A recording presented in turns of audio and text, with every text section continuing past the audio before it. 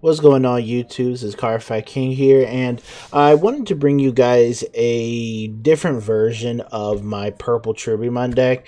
I've been playing mostly for this format. I've been playing the yellow base purple Cherubimon build, but what I wanted to try to experiment with and try out is the purple based Cherubimon. And the reason why I wanted to try that out is because while with the yellow version, a lot of what you do is you have like Cutemon as maybe your floodgate against hybrid decks, and then you have Bushi Agumon. The Bushi spam when you pop Truba in your turn to toss of the Bushis is great. And then you have like the Salamons when you can pop a Salamon, or if it dies to security, or if it dies to suiciding against another thing, then you get to recover +1, which is cool and all. But what I felt like I was missing in that build in a way is some control elements, and I felt like let me try the purple version now to see what other control elements I can bring into. Now I feel like there's two ways really to build the purple version of Cherubimon. One involving something a little bit more controlly, but still kind of does what you need to do, get the job done. The other one is kind of like more of a Susanomon turbo, where you're really just turboing your drop zone and seeing if you can get to your Susanomon and whatnot. But that's neither here nor there. Let me show you guys what I have for this version. So starting off with the eggs, I'm doing the 4 Demi-Marimon and 1 Xiaomon. The Xiaomon there just for a little extra retaliation help, but that 5th egg could really be whatever you want it to be. If I were playing more of the version that had more of like a mill focus in a way, then I would most likely go with the Pagumon egg. So going into the rookies, we have 3 copies of Icemon, 3 copies of Gazimon, 3 copies of Bokumon, and 3 copies of Lucimon. So pretty much what Icemon and Gazimon bring to the table is the ability to have a little bit of added control, right? We have a memory blockers. Now a deck that definitely seems to be a lot more popular nowadays is the purple Icemon rush deck, whether you're playing it with Lilithmon, whether you're playing it with a level 6 or not, or whether you're playing it with Massmon. I do have both versions of the deck.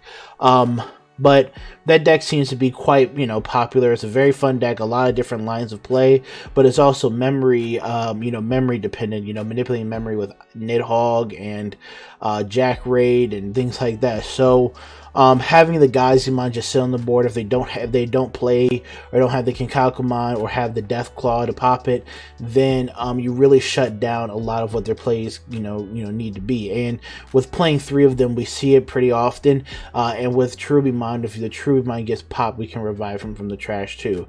Also, you can recur him as well by playing by the number of mats that we play. So that's really good. And obviously, Icemon is good to take out those extra memory blockers, take out those Bokumons and other problem like rookie type of cards.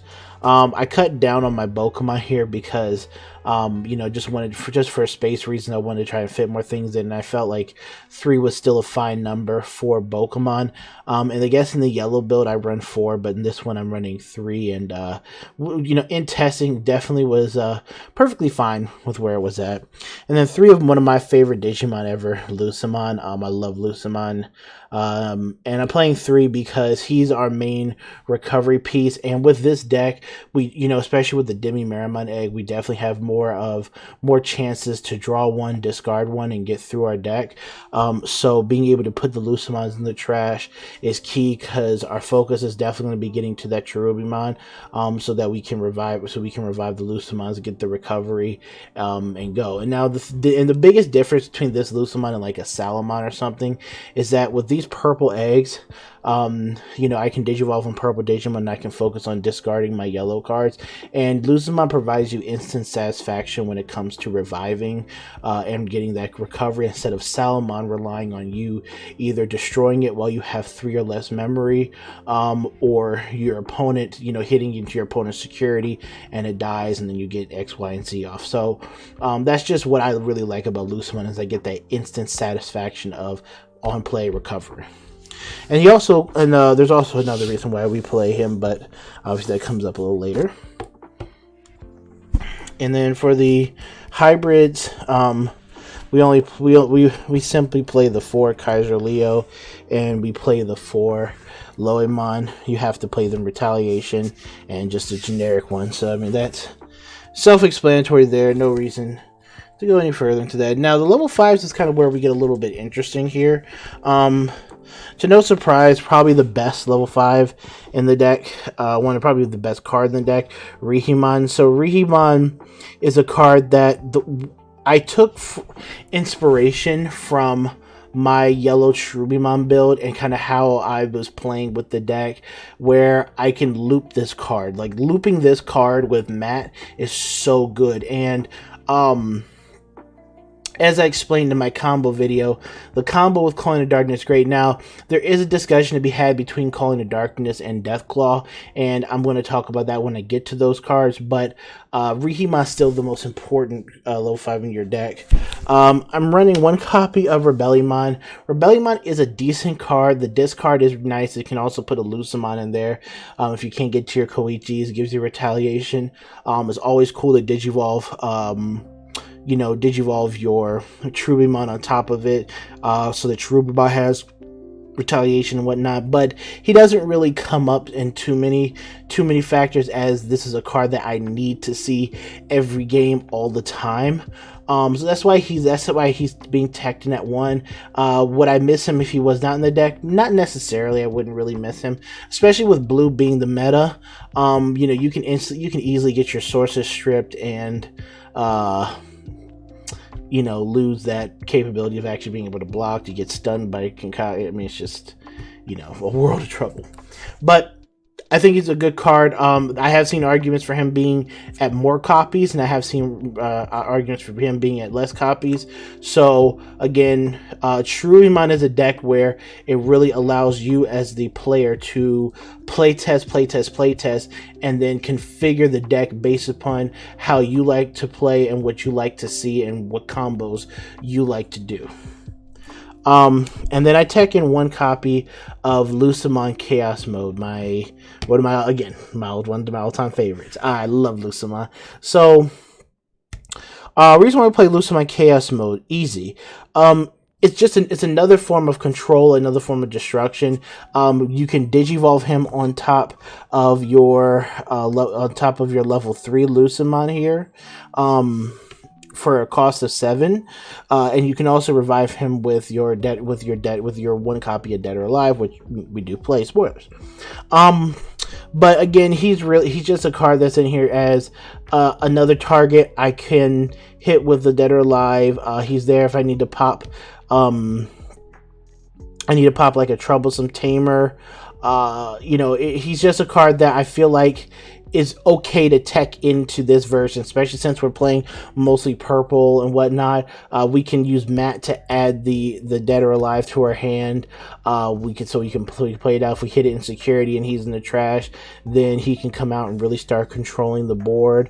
And again, you can Digivolve him on top of the Lucemon if you need to make a play like that after you do the recovery. Then you can go into him past turn, get rid of something, and then establish board control from there. So just taking 1 copy of him in, I don't think you really need more than 1.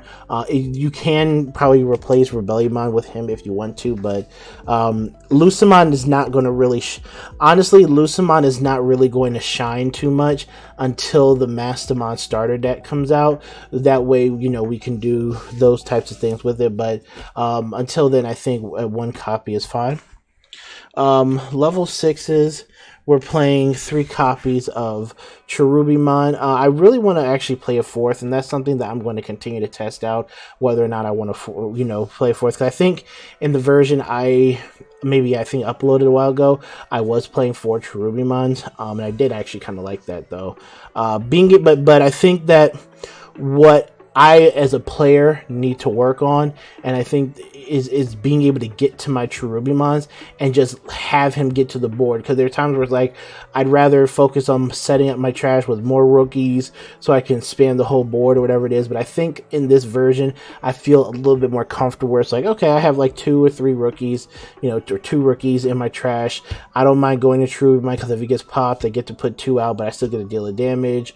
And then those rookies are generally control rookies or a Pokemon or even double Lucemon. I mean, putting 2 10k bodies on the board, recovery +1, I mean, it's pretty good, right?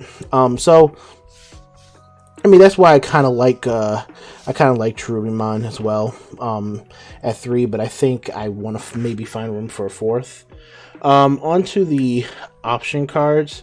So for the option cards, I'm running 2 copies of Schwartz-Larretts. It could be 3, but I cut a 3rd one for something else. I'm playing 1 copy of Dead or Alive. Again, because I'm playing both Chaos Mode and regular Lucy in the deck, I wanted to tech in a copy of Dead or Alive, something that if I hit it in security, I can get a Lucemon out to either recover 1 or to blow up a Tamer and or level 6 or lower Digimon. You know, it's the option I can add off Mad. And it's just something in my hand I can play just as a extra measure to get what, just give me an option, give me an avenue, give me something where it's like, okay, how desperate am I to heal right now? Do I need to heal to stay in the game? Yes. All right, Dead or Alive, grab me Lucemon, let me heal 1. Do I need to play Dead or Alive to destroy something on my opponent's board that's very detrimental to my game plan? Yes. Okay, so that's why I'm playing that. So one is definitely fun. And then I'm playing 3 Calling from the Darkness and 1 Deathclaw. Again, I can play 2/2. I keep switching up this lineup because sometimes I play 3 Deathclaw, 1 Calling, whatever it is. But the reason why I was playing the Calling from Darkness is because I wanted to personally go for more of a resource advantage build where I can play this card, I can add Cherubi, focus on getting Cherubi a little bit more often, focus on getting that loop going with my Rihimon, and just having a card that can continue to get me a lot of infinite resources, so I can continue to loop and kind of just do a lot of things I need to do with things dying, instead of like focusing on the Deathclaw where I'm popping things but I'm not getting the return. In a lot of cases, this card has saved me to where I can pop one of my cards, add 2 hybrids back to my hand, and then I have double hybrid for game. So that's one of the things I like about this, is that this card can easily set you up for game. And there are a lot of times when I was play testing the triple Deathclaw where I was like, okay, the Deathclaw was working out here and there, but like I was missing Calling because Calling was helping me get closer to lethal by allowing me to combo more offensively than anything else. And it also kind of works with the Tamers that I'm playing as well, which is why I like the triple Calling in the deck. I was running 4 Calling. I was running 4 Calling at a point, so hey, take that with what you will. Playing triple Analog Youth, triple of my girl Mimi, 4 copies of Koichi, and 4 copies of Matt. So really, this is where I figure the decision for Calling really comes into play.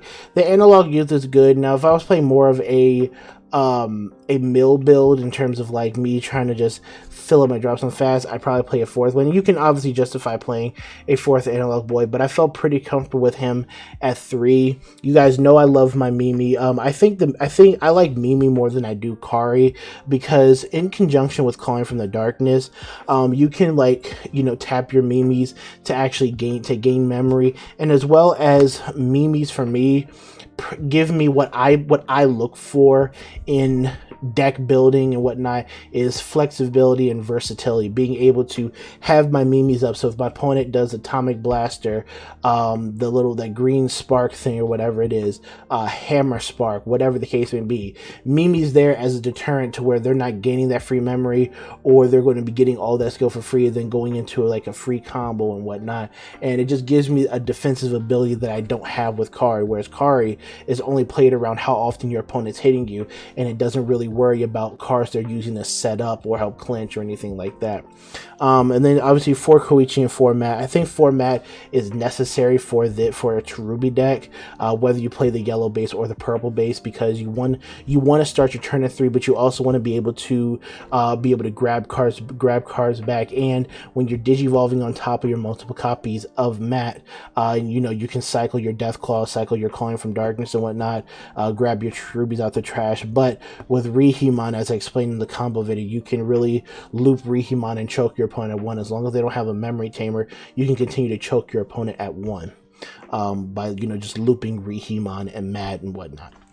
But that's really it, guys. I hope you guys enjoyed it. Definitely like, comment, and subscribe. Sorry for lacking videos lately. I just been really busy with renovation lives and things like that, but otherwise I hope you guys enjoyed it. Again, this is just a pure purple version of it. I'll make an update to my yellow based Cherubimon deck profile at a later date, but otherwise it's been Cardfight King, and we're out.